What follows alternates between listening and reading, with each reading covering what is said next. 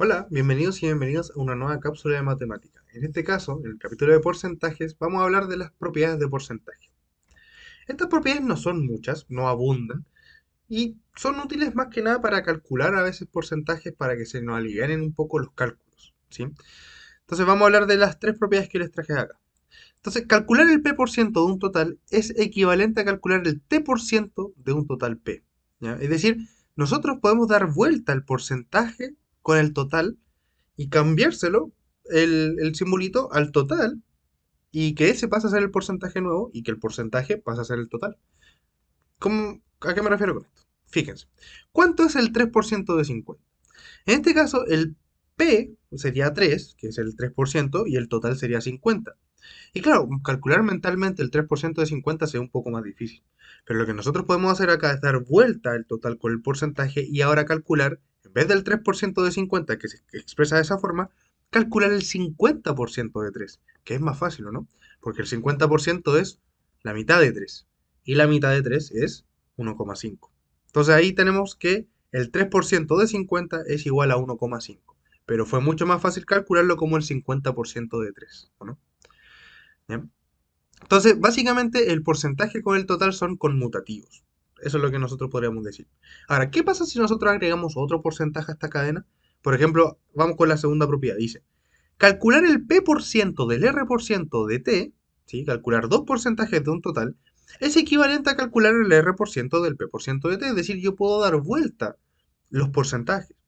Por la primera propiedad también podemos decir que podemos dar vuelta a los porcentajes con el total. Es decir, podemos dar vuelta a lo que se nos dé la gana como se nos dé la gana.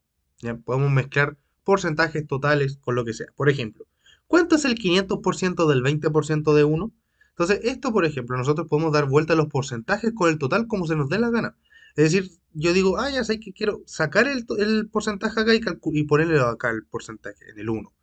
¿Ya? O quiero sacárselo al 20 de acá y ponérselo de vuelta al 500. ¿Ya? Que ustedes pueden colocar el porcentaje donde ustedes quieran, ¿sí? Por ejemplo, el 500% del 20% de uno se expresa así, ¿ya?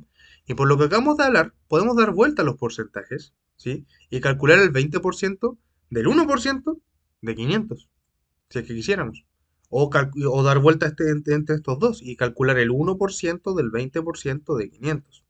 Podemos dar vuelta lo que queramos como queramos, ¿sí? Para ahorrar un poquito de cálculo. Si ahora, por ejemplo, el 1% de 500, recordemos que el 1% se puede escribir como 1 partido en 100. Entonces el 1% de 500, se es más fácil simplificar los números, los ceros, ¿sí? Y eso me queda un 5, ¿no?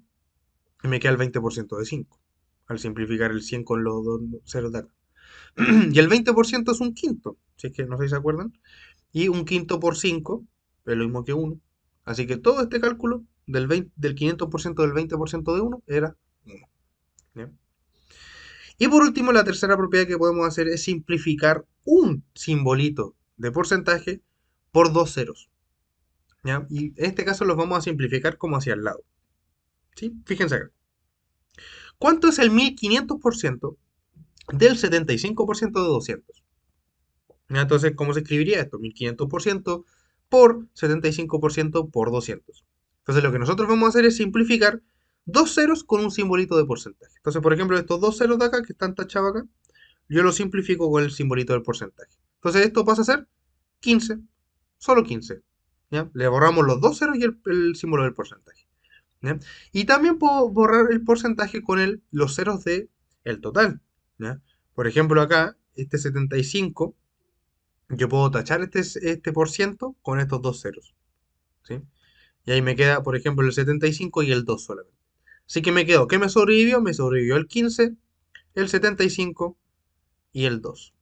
Ya al multiplicar eso, ya podemos calcular el total. Ya no lo multipliqué yo, se los dejo a ustedes para que lo hagan y lo puedan resolver. Pero lo que quería llegar era que pueden simplificar el simbolito de porcentaje con dos ceros del total o del mismo porcentaje. ¿Ya? Eso sería todo por hoy, por esta cápsula y nos vemos en otra oportunidad. Que esté muy bien y muchas gracias por vernos.